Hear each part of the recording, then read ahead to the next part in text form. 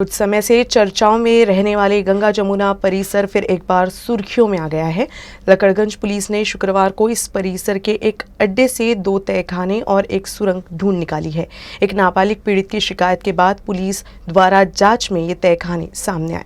Lakadganj police थाने में 20 अक्टूबर को एक 17 वर्षीय नाबालिग ने शिकायत दी थी कि उसकी मां ने ही उसे 20 लाख रुपए में गंगा जमुना बस्ती में लाकर दलाल राजकमल कंजर की सहायता से पुल्ली कंजर नामक व्यक्ति को बेचा था और आरोपी पुल्ली ने उसे बस्ती के ही एक अड्डे में मंगेश छारी नामक आरोपी को बेच दिया था। इस शिकायत में पीड़ित नाबालिग ने खुलासा किया था कि गंगा जमुना परिसर में नाबालिग युवतियों से जबरदस्ती देह व्यवसाय कराया जाता है और उन्हें हार्मोन के इंजेक्शन के साथ ही खाने में नशीली दवाई देकर जबरदस्ती देह व्यवसाय करवाया जाता है।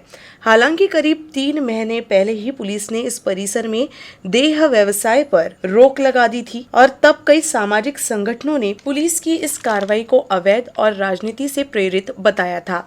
परंतु अब पुलिस को इस परिसर में एक अड्डे से 2 तहखाने और एक सुरंग के मिलने के बाद फिर एक बार पुलिस द्वारा इस परिसर में की गई कार्यवाही सही साबित हो रही है।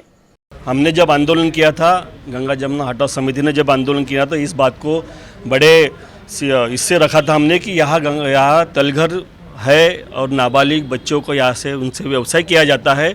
पर हमारी बात जो आंदोलन इनके तरफ से कर रहे हैं, गंगा जमुना बचाने समिति से जो आंदोलन कर रहे हैं, उस नेता ने ये ठुकराया था, ये नकारा था।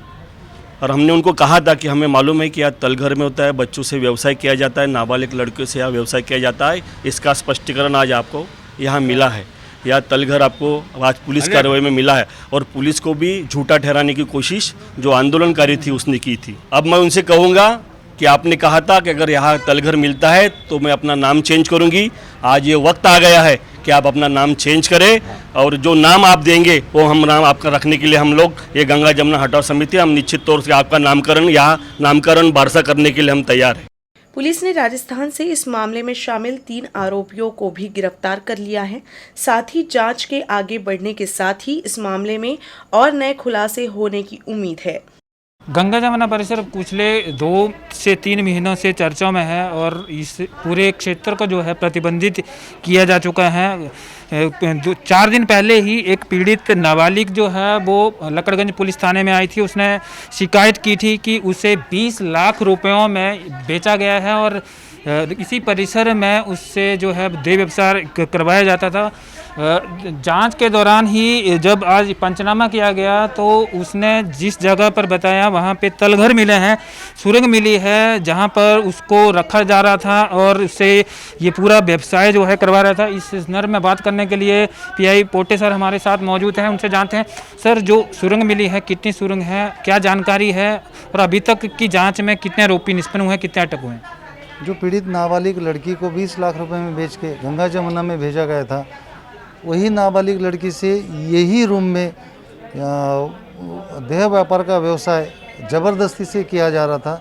उसकी जो कमाई आती थी उस कमाई के भरोसे ये दलाल लोग और जो बाकी के लोग हैं वो अपना गुजारा करते थे।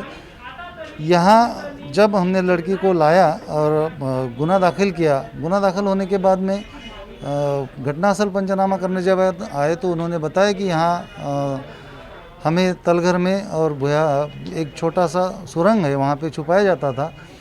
हमने वो सुरंग ढूंढ के निकाले, उसे फोड़ा और ऐसा पता चला कि तलघर जहाँ है वहाँ 10 से 12 लड़कियाँ वहाँ पे जब पुलिस की रेड होती थी तब छुपाए जाते थे और ऊपर के मंजिले में 3 से 4 नाबालिग लड़कियों को छुपाया जाता था। सर, अभी तक इस मामले में कुल कितने आरोपी हैं जो ताबे में आए हैं और क्या फर्दर प्रोग्रेस है? हमारी एक टीम राजस्थान गई हुई है, अभी भी राजस्थान में ही टीम है। PI Amita Jaipurkar madam, PSI Shinde वहाँ पर है। उन्होंने 3 अपराधियों का आज तक हमारे यहाँ भेजा है और उनका इन्वेस्टिगेशन और आरोपी ढूंढने का काम शुरू है। सर, इसमें एक बात सामने आई थी कि जो नाबालिग है उसको इंजेक्शन दिए जाते थे, खाने में कुछ ऐसी नशीली दवाइयाँ दी जाती थी और हार्मोन चेंज के इंजेक्शन दिए जाते थे। इस बारे में कहाँ तक जानकारी है और क्या कुछ इसमें हुआ है? इन्वेस्टिगेशन में इस बारे में भी जानकारी सी पाई है, उस पर इन्वेस्टिगेशन आगे करना शुरू है। जैसी मालूमात मिलती है वो बताया जाए। हालांकि कई सामाजिक संगठनों ने इस परिसर में पुलिस की इस कार्रवाई को अवैध करार दिया था, पर आज जो इन्वेस्टिगेशन में सामने आया है, जो तलगर मिले हैं, जो सुरंग मिली है, उससे ये साफ जाहिर होता है न कहीं नाबालिग जो युवतियां थी यहाँ पर उनसे देह व्यवसाय करवाया जा रहा था। यहाँ तलगर मौजूद थे। जब भी पुलिस की कार्रवाई होती थी तो उन तलगरों में, उन सुरंगों में इन नाबालिग पीड़ितों को जो है वो छुपा कर रखा जाता था। इसका एक आज जो है सामने आया है।